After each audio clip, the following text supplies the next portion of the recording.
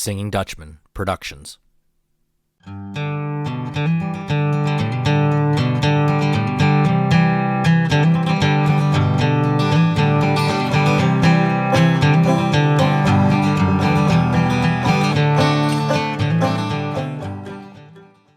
Hello, and welcome to Doug's Front Porch, a podcast where I get to sit down with friends, old and new, and have honest conversations. Today, I welcome to the front porch Rosana Campbell, an old friend who I've recently been able to renew a friendship with, and I'm so glad that she agreed to come on the show. So, Rosana, thank you so much for coming on my front porch. Thank you, Doug, for inviting me. It's my pleasure. So, a little bit of background for the listeners. Rosanna and I both studied at Lock Haven University at the same time, doing our undergraduate work. And I got to know Rosanna because she was an international student at the time, visiting from Brazil. And we're definitely going to talk about that. But I did a lot with the international students when I was at LHU, and I got to meet her there during that time period. So that's kind of how we know each other. And then college happens, we split, go our separate ways, but recently we've been able to reconnect, and I just think it's so great to renew old friendships. So, Rosana, I want to start off with a little bit to give you the opportunity to tell your story. You grew up in Brazil. Tell us a little bit about what Brazil is like and growing up in Brazil, like the area. Did you grow up in an area that was a large city or more like out in the country? Tell us a little bit about that. Okay, yeah, so I came to LA2 from Brazil. Well, Brazil is, as you know, very big. I did grow up very urban. I am from a big city. I first lived in Rio, and then my family moved west, but it was still a very big city. So coming here was a little bit of a shock, but but then you adjust, and every time I go to a city, I think, wow, I miss what we have in Lock Haven, this idea Hmm. of breathing fresh air and all those things. But Brazil is very diverse, very much like the US. For instance, I am Portuguese and German.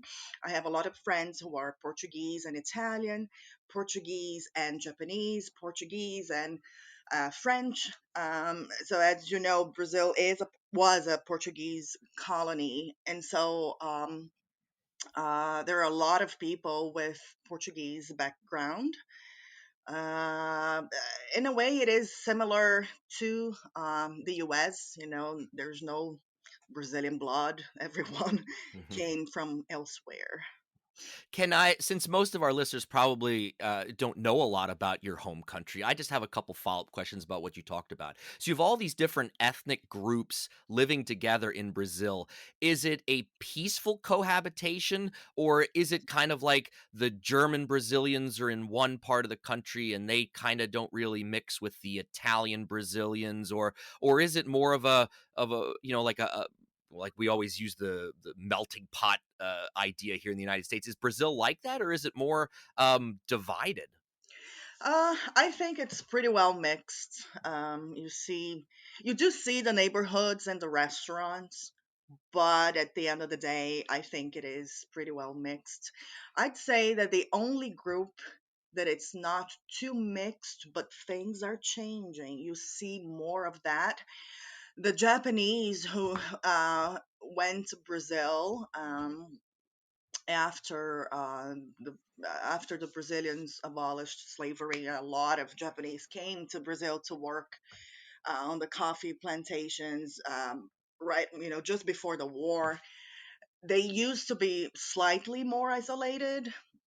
They used to marry within their communities, but it's not how it is today. You actually see a lot of uh, Japanese Brazilians marrying, let's say a Brazilian of Portuguese or German descent, for instance. Okay, okay. And just one other question I was thinking about before we started talking tonight. How is the indigenous population of Brazil viewed by the non-indigenous people of Brazil? Uh, I'd say today the situation is not very pretty. I think there's definitely mixed opinions. Some of the indigenous communities actually go to urban areas. They study, they even marry people in more urban areas. But then you have the indigenous communities who actually live in isolation. They really don't mix. Okay. Um, a lot of them are not even known to the outside world. And so I hate to say that it's not everyone who is fond of the indigenous communities, which in my opinion is really sad, Mhm. but that's how it is. Right, right. Well, we face some of those issues here in the United States as well, Right. for sure. Okay, so I guess people are probably wondering, so if you were in Brazil and you grew up there, why are you still here in Pennsylvania? So let's talk a little bit about that, if you wouldn't mind. Right. So I came to Lock Haven, which is this place that I think of. Everyone says, "Well, I'm in Lock Haven for just a few years and then I'm leaving," right? But then you end up falling in love with the Haven, or you end up falling in love in the Haven.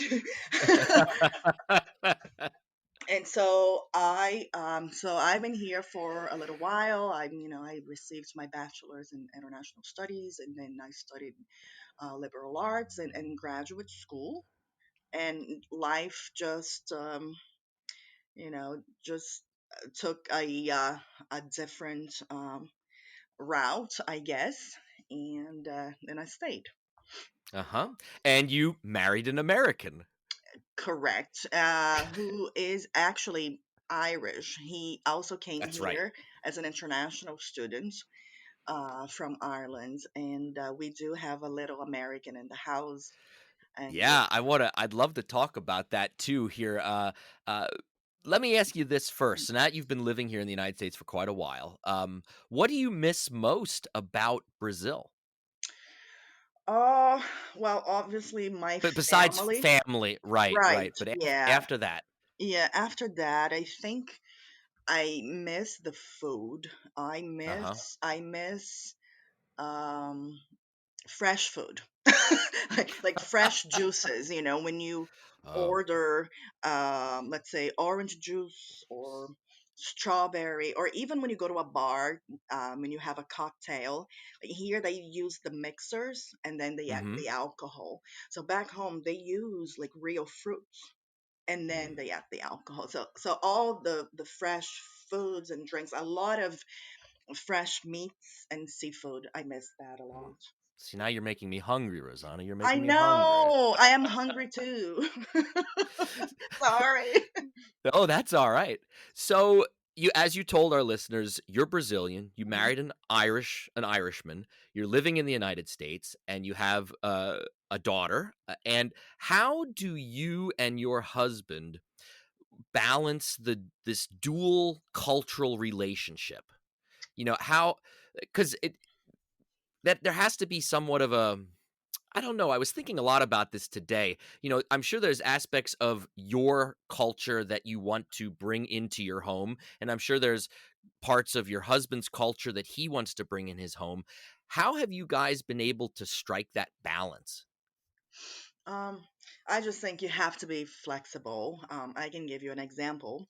In Ireland and here, uh, in my opinion, as a Brazilian, you have dinner like really early. And in Brazil, it's like in Spain and Italy, you have dinner a little bit later, you Uh know. huh. And since I'm in charge, what do you think we do? So you have to compromise. So instead of eating at 9, and I know 9 would be a little bit too late, so we do 7ish, Okay. maybe even 8 o'clock.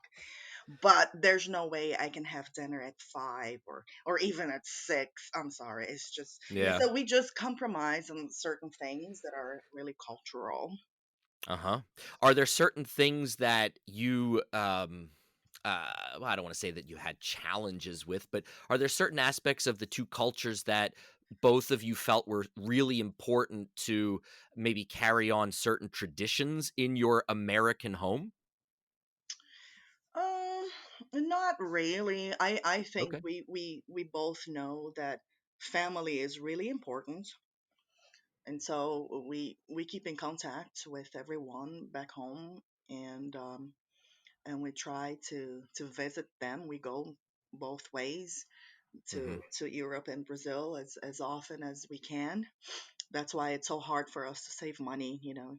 Those tickets are not Yeah, it's cheap. it's not cheap. So you have a daughter, and as you know, I have children as well. And I know Right. that you know this, and I know that some of my listeners know that my wife and I are raising our children bilingually, that was a choice that we made to pass on the cultural background and heritage of my family. How a question first question is, are you raising your daughter only with English, or are you also trying to teach her Portuguese? How is that going, or how does that look in your household? Oh my goodness. She was already a bilingual baby from the get-go. Uh-huh. No, I do think it is important for kids to know another language, and also to to know the language of their parents. And in our case, I do talk to Claire in Portuguese. She is actually very good. I know that sometimes she gets a little bit embarrassed. She doesn't want to speak Portuguese in front of her friends, and that's fine. So yeah, she is bilingual. She does the two languages very well, but she's also interested in Japanese. So Oh, that that's is, neat. Yeah, yeah. So that is her dream. She wants to study Japanese language, and that's obviously, I'm great. very supportive. Yeah, absolutely. Yeah, it's funny, and maybe you've experienced the same kind of things that I've experienced as a parent trying to raise children with a language other than English. And maybe this hasn't happened to you, but what's happened to me already a couple times is I try to be as adamant as possible and constantly sticking with the target language when I'm with my children because they're not really hearing it from anywhere else. Just like your daughter Claire isn't able to just go listen to Portuguese as easily as English, of course, here in the United States. So it's important that she's constantly, hearing it. And it's the same for my children too. And I've been in situations out in public where, like grocery store, for example, where I'm talking to my children in Pennsylvania Dutch is what we're raising our children with, and I've gotten uh, some looks from people around me, and I think that's also given a little bit of pressure. And then, like you said, your daughter isn't always the most excited maybe about it. My children also sometimes will kind of shy away from it too. Maybe it's just a young kid thing. I don't know. Have you had experiences like that? Yeah, sometimes people will look, but I don't care. You know, it's not Yeah, that I that's am talking to them. If I talk right. to anyone else, obviously I'll talk in English, Sure. but I just keep going because it's between, the two of us, and I Yeah, that's think this kinda how I is, am too. I just soldier on and, I turn the other way. So, yeah, I'm with you on that. Yep, of yep. course, but it's so great. I think it's so great that you are raising your kids bilingual too, even though then you and your wife were both uh, born and raised here in the U.S. I think this is fantastic. Yeah, I think all too often, we have so many ethnic heritage languages here in the United States that a lot of people have, no idea they exist. I'm sure, Brazil's the same way. Mhm. You talk about all these different ethnic groups within Brazil. There has to be tons of languages flying around Brazil all the time beyond Portuguese, of course.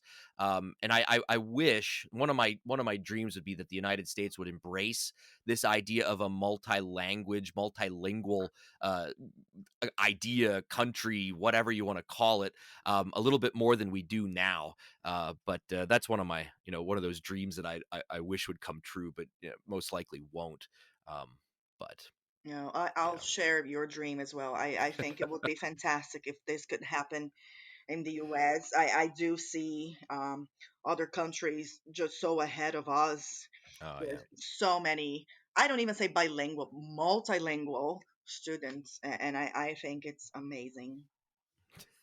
Me too. So let's talk a little bit about your professional life, your job. So Rosanna is the director of the Lock Haven University Center for Global Engagement, which is now the fancy title for what, when I was a student there and when you were a student there, was essentially the international program. For those of you that don't know, Lock Haven has a very rich history of a strong international exchange program with multiple universities around the world. And now Rosanna has been the director. How long have you been in this position now? Since 2011. Okay, so quite a while, and I Hard have to seen believe. firsthand. I have seen firsthand how Rosanna has built this, has continued to build the program and push it forward in, as she's been at the helm. So, uh, tell our listeners a little bit about currently the state of the program. How many exchange programs are available to Lock Haven University students? We currently have 31 exchange programs to be precise. We Okay. can send students to almost anywhere in the world. We have exchanges in Canada, Mexico, all over Europe and Asia and Morocco. And if for some reason there's a student who wants to be in, let's say they want to go to X country, I'll Hmm. just pick an example. Let's say Norway. We don't have an exchange in Norway. So what we do is we connect with a colleague in Pashi. It could be Clarion, it could be IUP, and Okay. then we can send our students to the country of their dreams. Hmm. And at the same time, we do the same for our PASHI colleagues. I've sent numerous students from Shippensburg, from Edinburgh on various Lock Haven programs. And just so people who are listening, maybe if they have friends that are interested in going to college, or family or relatives. So how the program works: if you're a Lock Haven student, you would check out the programs that are available, and then you and your center helps that student make that dream a reality. And it's a pretty seamless transition for the most part, right? Correct. It is very easy. Nothing changes in terms of your tuition. You still receive a Lock Haven student bill. You pay tuition and fees to Lock Haven, which means that if you if you receive financial aid, you can still use your financial aid and go. And then Hmm. you pay your room and board abroad. Right. It is very simple. All of the students' courses will count. It's just a matter of working out with the faculty advisor on how the courses will transfer back. Some are gen ed, some are electives, but all of the courses count, even if students take courses that we don't teach here. For instance, Okay. we send students to South Korea and they receive credits for, let's say, introduction to Korean language. So we can make Oh, anything okay. happen. That's awesome. What are some of the challenges of your job right now? Right now, And wow. we don't. I'm not talking. Well, yeah, that's kind of a loaded question for people that aren't following the news. The Right. Pennsylvania state system of higher education is currently going through some issues. We'll just say that, and we're not going to get political here. That's not the point of our podcast. But if take away the current issues that are at play, what are some of the challenges of your job? What think like 2 years ago before this stuff started happening. What are some of the challenges that you face as a program? Well, right now, well, starting in March, since we were hit with the pandemic, we are unable to send students abroad or receive exchange students here or welcome new matriculated students. And so it is sad. It is a challenge, obviously, but in March it broke my heart that we had Mm. to bring all these students home, and we also had to send everyone home. How can I ask you about that? So yeah, Sure. you had students in the middle of programs all over the world, and the middle of March happens, and all of a sudden, pandemic. How What was your role in trying to bring these kids back home? Because I'm sure none of them had, you know plane tickets most of them probably had plane tickets that were booked for the end of the semester to come home. So how did that how did you make that happen?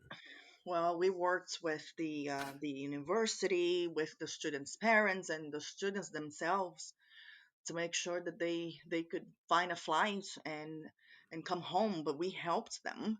Mhm. It was just that it took so long for some of them to be able to get a flight. Students, Sure. some students were on the phone with airlines for over 5 hours.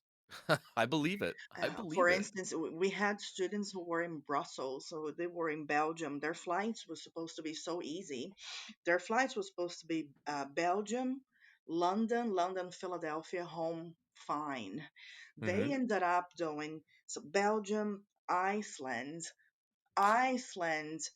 JFK, San Francisco, all the way to Boston. Don't Oh ask my me why. gosh. Don't ask me why, but this happened. And I was just glad that everyone got home in one piece, and Wonderful. every international student was able to go home.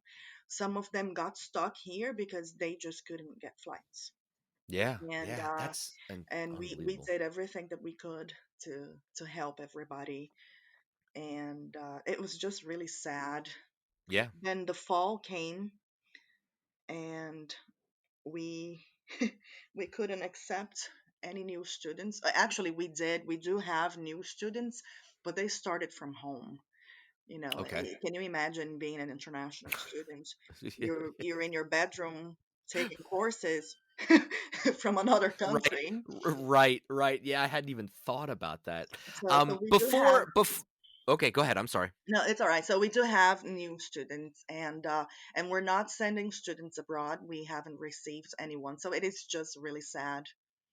And does that mean all these programs are kind of in limbo because we still don't know what the spring's going to look like? Are you allowed to plan for the spring for students? No, actually, we've already made a decision that we are not sending students abroad or receiving students in the spring. It's just not safe enough. Lock Haven has Right. had a long history with international programs, receiving and sending, and the safety of our students is our main concern. Sure. Obviously, we want them to have a wonderful academic experience, all the cultural opportunities, but their Mhm. safety comes first, and it's Yeah. not safe enough.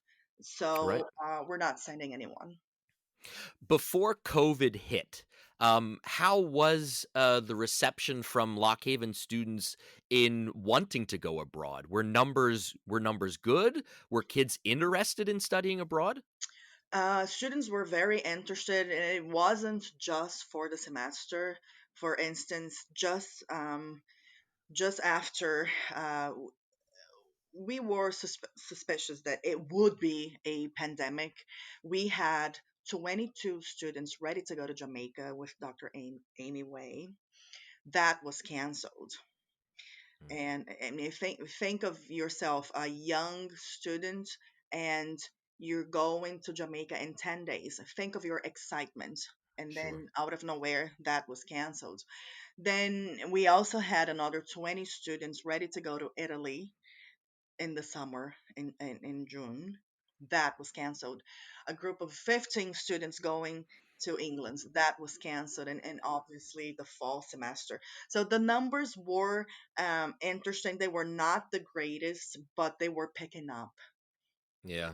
I think one issue you're probably going to have to face in the future, and this is just me speculating, is having to take a year off essentially, 2 semesters.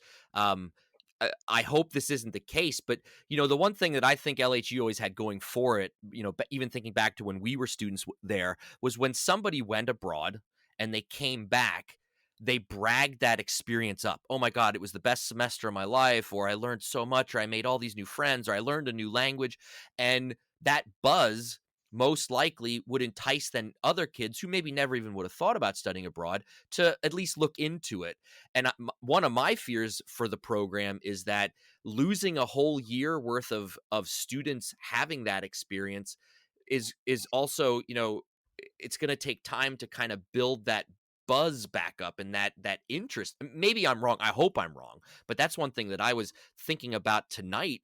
Without that little bit of, it's one thing for the university to put out, you know, information about, oh, you can study in Germany or you can study in English. But it's another thing if you're in the dining hall and your friend is telling you firsthand their experience and how great it was. That's always, word of mouth is always, the best selling point in my opinion.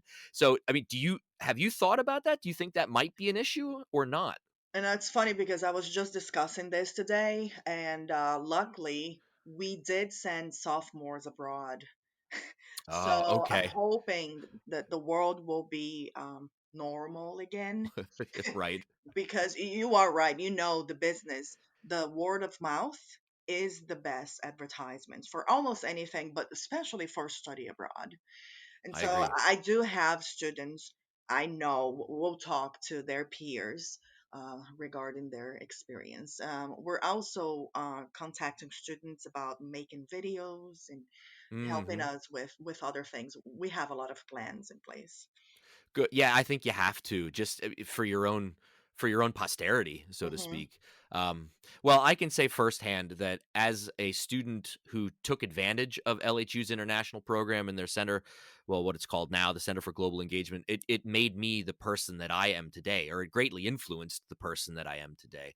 And I've interviewed a couple people now on my podcast that I've met through studying abroad. And it is, I tell all of my students now, all of my high school students, that if they're going on to college, no matter where they go, to look into studying abroad opportunities, because no other time in your life are you going to have the flexibility to and the resources that universities can provide to say, I'd like to go 6 months to Italy.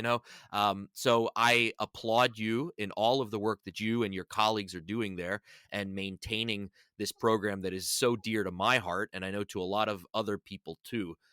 So thank you, Rosanna, for what you do so much.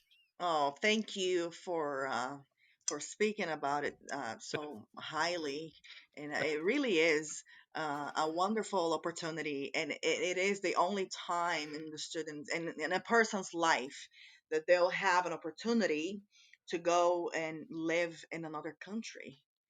It all depends on the job that you have in the Sure. future, but taking off for 4 months, once you're older and you have a job, you have this wonderful career and a family. I mean, don't even mention kids. Yeah, it, right. it, it won't happen. So I always tell the students it's now or never. You're right. You're absolutely right. You're right. Well, Rosanna, I close every episode with 10 questions, and I ask all my guests the same questions. These have nothing to do with anything we've been talking about. I just Oh, want you to simply answer them as I ask them. Are you ready? well, I think I am. I think so. Well, here we go. Question number one. What is your morning drink of choice? Coffee. So, I have a follow-up question. You had mentioned that Brazil is a coffee country, Oh, yeah. correct? Hmm. Yeah. So, I mean, is it a drink that's drank throughout the day in Brazil, or is it really just a morning thing? All day, 24 hours a day. 24 hours. That's why you can eat supper so late, because you're all hopped up on caffeine. I guess. And how do you take your coffee? um, my first one is more like a cappuccino, so it has a lot of Okay. milk. My second one still has milk, but slightly less. Now, my afternoon coffee is black. It's funny, most people I know will only drink their coffee one way. Oh, It's either cream or, sugar or black all the time. But I yeah. I love how you arc throughout the day to that's great. That's a great that's really cool. But that's not a Brazilian thing, though. That's just Oh, me. okay. Oh, okay. Okay. Well, we're all unique, right? Right. All right. Question number 2. Who is a go-to musical artist or group for you? Oh, just one? Oh, you can give a couple. Okay, Pink Floyd, Queen, and U2. Oh, those are all excellent, excellent answers. Yeah. I mean, Brazil has this huge music culture and rhythm and rhythm to it. I'm sure, I've seen videos. I've never been there, but hopefully someday. So American music, I'm sure, still is hugely popular, and rock and roll is hugely popular in Brazil. Right. And I Yeah. grew up with a lot of English music, attending my ESL school. My teachers were from England, so I have all this rock and roll influence in me, and I can't let go. It's just who I am. Right. Sounds good. Question number 3. What movie can you watch over and over again and it never gets old? Ah, oh boy. Um, I know this is weird because I was gonna say this movie and now I can't remember the name. No, that happens sometimes. That's okay. um, this English movie that happens during the holiday season with Hugh Grant and um oh Oh, boy. I know what you mean, and I can't think of the name either now. It's Um it's a romantic comedy, right? yes, the Prime Minister and what is the Oh, I name? know it. Yeah, I can't Okay, think of it that either. one. Yeah, That one, it's yeah. just Don't cute. worry. As we were talking about this, everybody listening to it screaming the name at their I at their know, how iPhone probably. embarrassing. That's okay. That's okay. All right, number 4. What's the last thing that you read? I am actually reading something right now called River Doubt. This is a biography. It talks about Theodore Roosevelt's darkest journey into the Mm. Amazon. Oh, that would be a great read, I bet. So that's what I'm reading right Yeah, now. awesome. All right, number 5. What is your favorite pizza topping? Uh, I like very simple pizza, so I guess a margarita pizza. Yeah, okay. I think I know the answer to this question, but I'm going to ask anyway. Number 6. Do you prefer laying on the beach or going for a hike? Oh boy, Doug, you're killing me. I think I'm gonna go with the beach for some Yeah. reason. Where you grew up in Brazil, were you near the coast?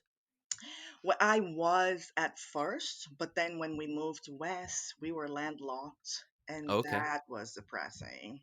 Oh, okay. All right. Number 7. You have invited me over for dinner. What are you cooking? Hmm. I grill a lot, so Okay. probably I'd call you. Hi, Doug. Do you and your family eat steaks? So it'll probably be a very good sirloin I make with sea salt, Uh and huh. then there's really nice fried rice and a good caprese salad. Oh my goodness. You So are so after my more or heart less. right now. Yes, that all sounds delicious. All right. So let's plan Let's plan. That's right. Sounds good. Number 8. What is a dream vacation destination? mm, the French Polynesia. It's a Oh place my I've goodness. always wanted to visit, and Yeah. also Iceland. I want to see the Northern Lights. It's one of my dreams. Yeah, So I very have different places, oh, right, yeah, absolutely, but that's cool. I haven't been to French Polynesia, but I have been to Iceland, and it is absolutely worth the trip. It's a beauty all its own, absolutely. It's expensive there because of Right. everything, but, uh, you can get pretty decent flights usually there, but the scenery is just unbelievably beautiful, so make that happen, Rosanna, you won't be disappointed for sure. I will. Alright, I will. question number 9. What is something that you're afraid of? Oh, this is embarrassing, but you won't believe it. Yeah, I'm scared of butterflies. Oh my god, okay. I Okay, know. I hey. don't know No, why, but I hey, am. that's alright.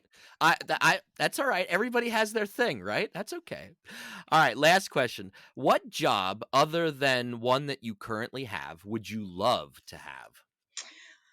I would probably work with imports and exports of leather shoes. Okay, that's unique. Yeah, I I like it. know, but I don't think I'd be very successful because I'd probably buy a lot of them. It wouldn't go too well. Too many of them would find their way home, huh? Is that what you're saying? Yeah, yeah. Well, Rosanna, it has been an absolute joy catching up with you again, and I'm so happy that you decided to, agreed to come on the show. Thank you so much for doing that. I wish you all the best. Right now, your job is tough given everything that's happening and throwing a pandemic on top of it. So you have my full support in you and your program, and never be afraid to reach out if you need help with anything. And thanks again so much for coming on the show. Thank you, Doug. I truly appreciate your kind words. I also really enjoyed talking to you. Thank you so much for the invitation. Thank you for listening to Doug's Front Porch, a conversational podcast with your host, Doug Maidenford. If you enjoyed this episode, I'd love for you to subscribe, rate, and give a review on iTunes, Spotify, or wherever you get your podcasts from. Follow along on Facebook, Twitter, and Instagram. Just look for Doug's Front Porch. Please feel free to tell all your friends about the show, and I'll see you all next time on My Front Porch.